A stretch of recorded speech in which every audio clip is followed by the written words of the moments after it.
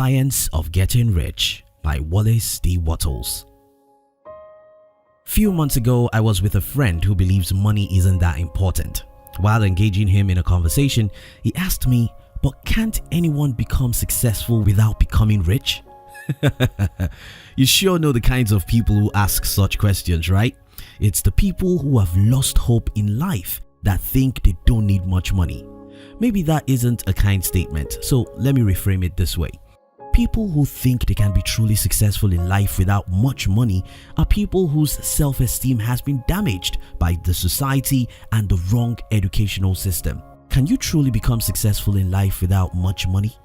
Except you want to become a Catholic monk. I'm not serious.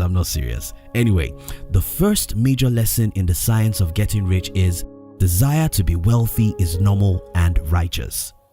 By the way, if this is your first time on our channel, welcome to our world and consider subscribing because we'll help you to read all the world's best business books under 7 minutes.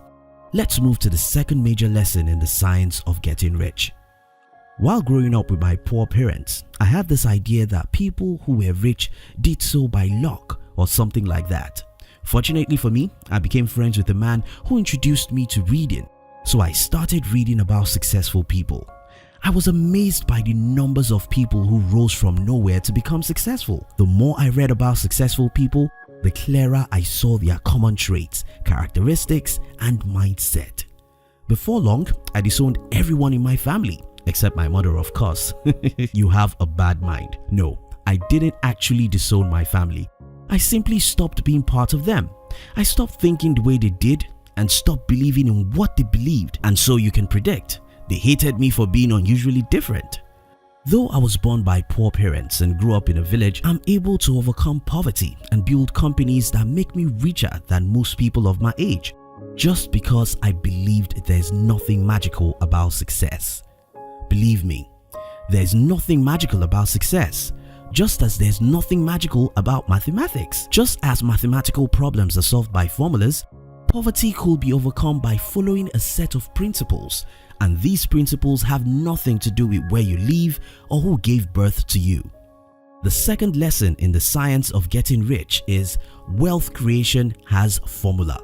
If Wallace D. Wattles claimed that wealth creation has formulas, what then are those formulas?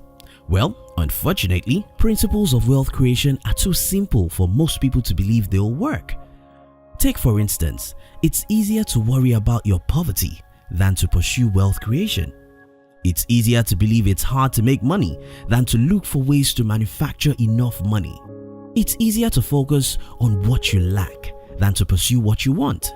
This even becomes worse because journalists feed you with negative news from every side. I know you love reading news, and that makes you read about evil, poverty, and desolation all around the world.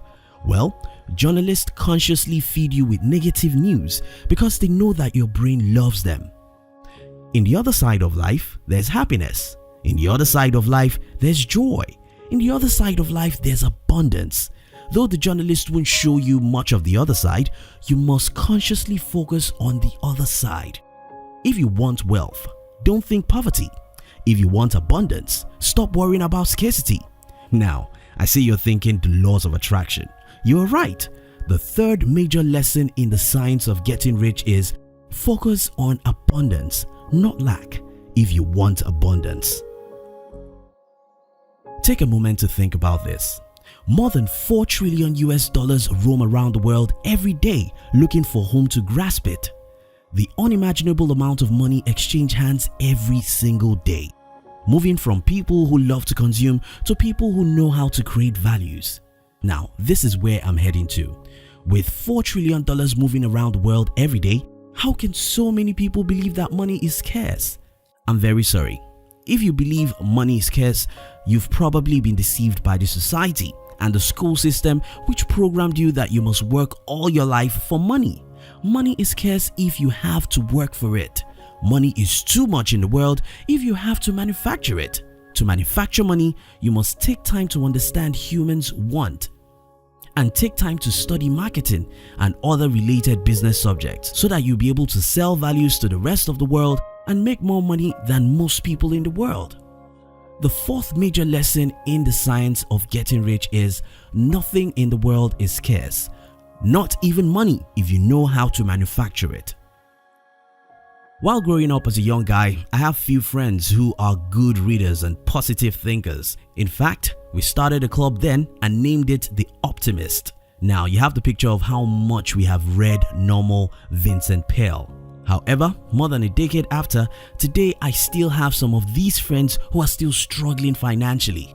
But why? Positive thinking alone cannot make you rich. While negative thinking will surely make you poor, positive thinking alone can't make you rich. You need massive actions. The fifth major lesson in the science of getting rich is you must back your positive thinking with massive actions.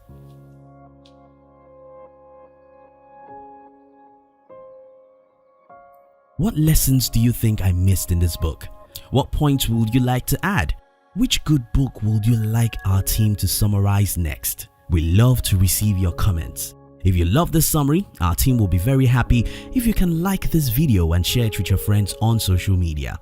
We love you.